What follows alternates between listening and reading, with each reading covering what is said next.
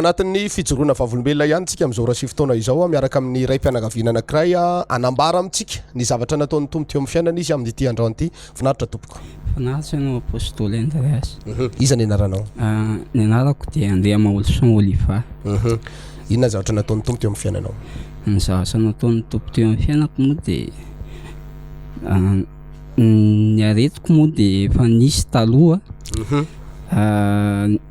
Teo nisotro toaka nina paraky dia niditra hôpitaly tamin'izay fotoana izay.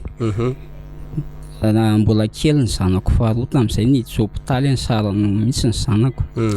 Dia niditra hôpitaly teny Fianararivo efa nahi kely efa teo amin'ny 7 kilao teo sisa. Dia niditra hôpitaly teny ara moa efa hoe tsy avy intsony ty dia nasorona le rano tao anatiko nefa efa za efa kely. Nisy rano zany tao anatiko? Nisy rano vokatry le fihinanana toaka, fihinanana paraky. Dia sisana moa dia niteny moa efa nanazava le dokotera nitsabana teny hoe raha mbola miverina dia mbola misy tohany izy dia avy may grave be le izy. Dia tamin'ity taona 2022 iny zany nanomboka mivavaka tato amin'ny kristianina miara-mivavaka efa za zany salama tsara niaraka mivady aman-janako. Dia ao atao batisa mivady aman-janako ny taona 2022 teo farany taona 25 décembre ny batisan'ny sakaizan'ny mpampiakatra tamin'izay. Dia avy natao batisa izy dia tany am-piangonana dia vao tonga tao am-piangonana izy za lasa nandeha. Dia nanomboka teo indray namerina ny adalako indray. Verina nisotro toaka indray zany? Verina nisotro toaka indray dia tsy nakany am-piangonana intsony indray. Dia nanahoana ny aretina araka ny tenin'ilay mpitsabo? Verina ve le aretina sa? Dia miverina le aretina nahi kely zany dia nijeren'le vadiko indray hoe mahi ihany. Dia nakany amin'ny dokotera izay dia natao indray ny analizy natao ny radio dia hita fa io indray le izy. Dia teo moa vaky saina teo ny vadiko eny nandeha ihany izay dia natao ihany ny traitement ny dokotera. Dia nalefa n'le dokotera libra tany Fianararivo indray na nipasiany dokotera namany zany hoe ho asorina any le rano.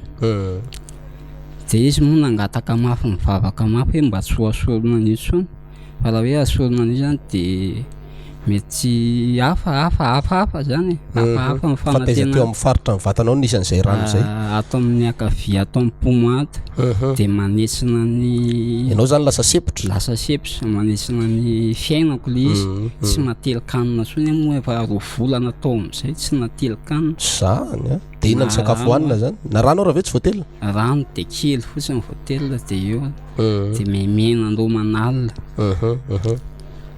Dia nangataka mafy ny vadiko dia tonga tany amin'ny Fianararivo izay dia ozy izy le dokotera nampasian'le dokotera kiray anay hoe za ozy izy mbola tsy afaka ny analan'io fa izy faible be mihitsiny.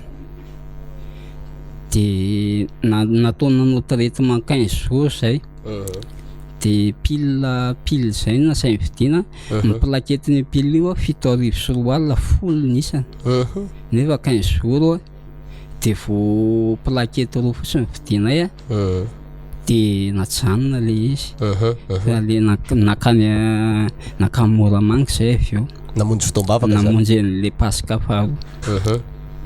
Dia tafaverina avy moa efa tsy dia naninona intsony efa nanomboka verina tamin'ny heriko teo koa ny fiasan'ny mpanompon'Andriamanitra tato amin'ny kristianina miara-mivavaka natao délivrance foana. Dia izay le izy. Dia ianao zao zany? Zao. Fa tena marina zany tsy ohatr'izao ny angezanao taloha? Tsy ohatr'izao fa efa nahi kely efa miverina nahi kely indray. Efa latsaky ny 40 kilo indray tamin'ny zanarary voalohany efa 29 kilo sisany. de teo ianao niena 40 kilo zany tam'le farany narary faharoa narary faharoa niena tany amin'ny 38 kilo 38 zao zany ianao zany any amin'ny firifiry kiloandra tsy mety efa mety matsasa 50 kosa 50 efa mahatsaro tena hoe salama tsara zany ianao tena salama tsy sepitra tsony sepitra za efa mandeha tongo za zao miala any sanay nala mahitsy zay mipesaka miala any mandeha tongo zay efa sepitra tsony tena salama tsara inona no afatra ampitainao hoan'ny mpijery antsika satria be deabe ny olona miainao anatin'izany fasepora mety misy rano ny tratra misy rano ny lamosiny misy rano zay faritra misy rano rehetrarehetra marary izy am'izao resy fotoana zao miandry ny fanitanana avy aminao mba handraisan'ny fanafahana ihany koa entanina zany tsika zay mandeha zao fijoroana volombelo zao fa tena tsara miaraka amin'ny tompo ato amin'ny kristianina miara-mivavaka moa zany de misy mpanompon'Andriamanitra zay efa navita fifadikanana afaka manao délivrance anao izy raha misy ny aretina mahazo anao fa tato no nahitako an'izany hoe tsy nitohizako tsony le fanafody zay lafo be 7 arivo sy roa alina nefa mbola 15 jours hitretena an'le izy fa sisana soma tsara zao amen zany mankasitraka fiainanao izy amin'ny anaranao teo iny Andrea Molson Olifa ya sitrana tanteraka izy am'izao raha sivy taona izao mino fa raha nanasitrana azy ny tompo hain'ny tompo ihany koa manasitrana antsika rehetra zay mahita anay mirary ny sosiny tsara ho antsika rehetra dia tahin'Andriamanitra tompo